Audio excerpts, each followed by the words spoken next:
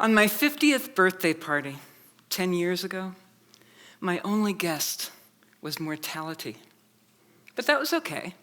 She brought a gift, even though it was the same old worn-out gift that most 50-year-olds will receive.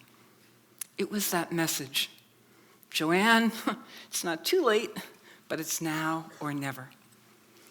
And I thought, how would I ever get to those far off and distant places in the world where the really important things were happening? Like, how would I get to Syria to photograph the white helmets?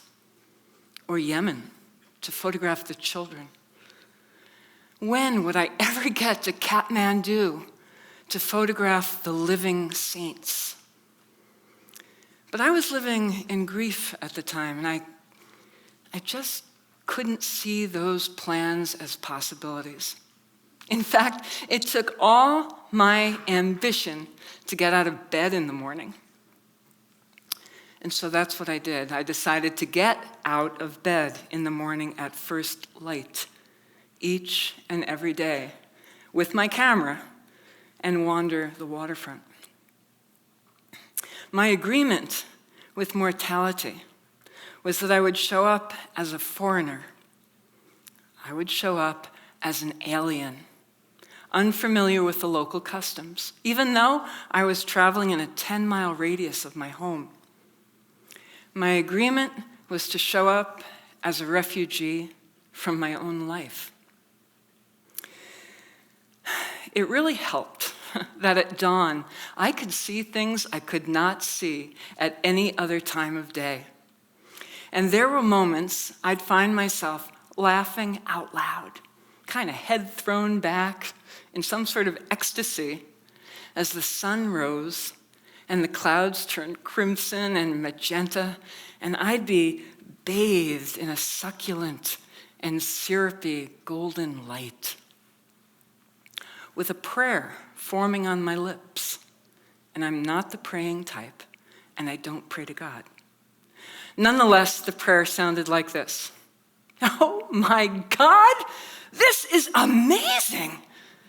Thank you, thank you."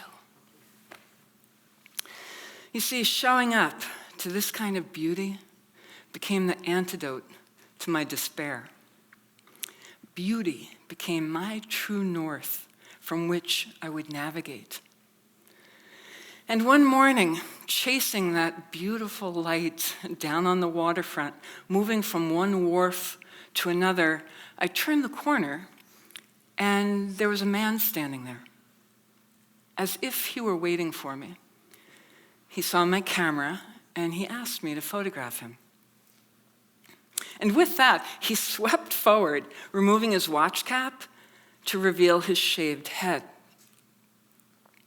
The entire crown of his head was covered with a tattoo of a winged Satan excreting human skulls. The pile of skulls stopped right above his brow, and across his forehead were the 3 bold numerals 666. For the life of me, I cannot recall making the appropriate and necessary adjustments to my camera setting to make that photograph. No recollection whatsoever. But what I do remember is how badly that man wanted to be seen. And that split second was all I had to offer.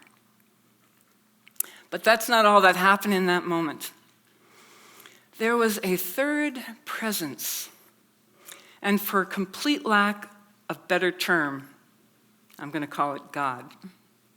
God showed up in my camera, and I was quite surprised to see that she looks like a construction worker at the end of a very long day of demolition. She placed her grimy steel-toed boot on the bottom of my shutter and held open the top with a muscular forearm. And with her other hand, she reached through the shutter, through the body of the camera, through the viewfinder to take firm grasp of my throat. Because, of course, that's where my heart was residing. And I felt nothing but ferocious love. I could not see her face. That was obscured by light. But I could hear her voice. And for the record, she sounds like a chain smoker. She said, "Look, this is life living itself." And with that, the shutter released, poof, she was gone. And there I was, photographer and subject, in complicit and intimate relationship for exactly 1/500th of a second. The man with the tattoos nodded his head and walked off, as did I, murmuring that same prayer. Oh my God, this is amazing. Thank you. Thank you. You see, after that moment, the inhabitants of this early morning landscape came into much clearer focus, namely the homeless, the recovery community, and the fishermen of our working waterfront. And it was as if I had finally arrived on that far off and distant shore. You know, that one where all the really important things are happening. All these split-second relationships of intimacy began to blur the line between us and them. Totally blurred the line between you and me. And in its place, I felt I stood in the family of man. But don't get me wrong. It's a crazy and dysfunctional family, filled with misfits and thugs, drunk uncles, crazy aunts, liars, thieves, and enlightened saints. And I could not tell the difference between the sinner and the saint. And the camera would reveal over and over again that they exist simultaneously in the same image. These frequent exposures to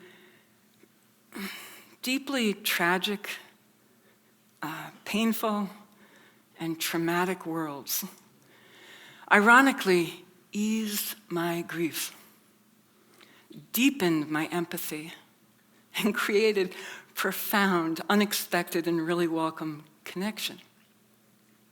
And it made me wonder, what is it that ferocious love calls you to do?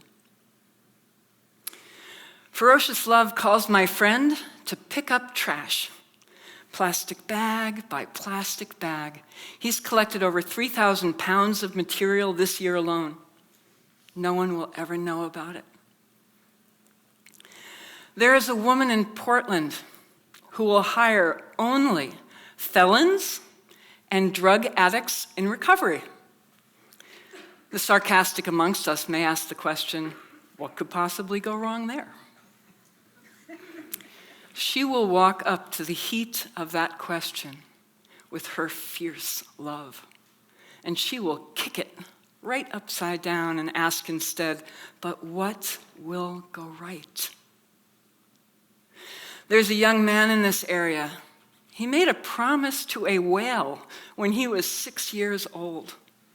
And for 12 of his 18 years, he has educated us. He has informed us about the danger of balloon trash to marine life.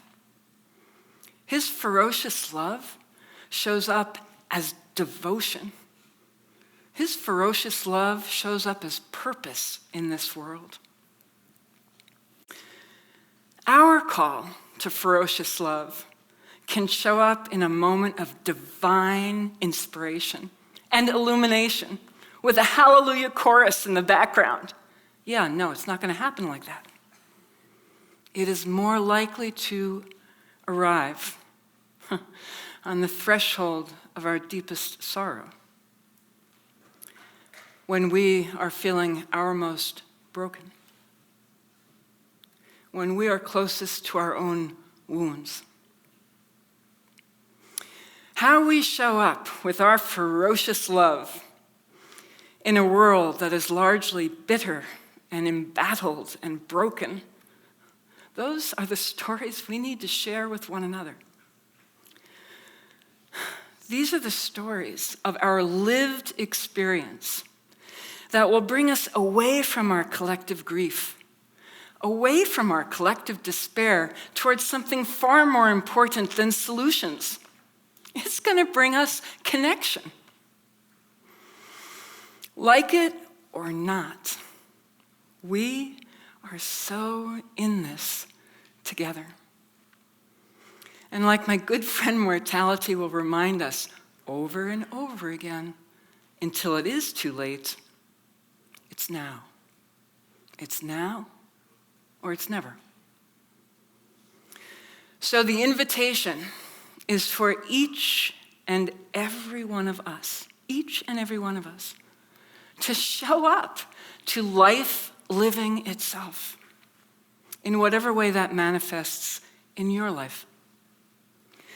And when ferocious love calls us, whether it calls in the darkness or it calls us in the light, whether it calls us through a camera lens or if it calls us as we're blindly stumbling about thinking we are lost, answer the damn call.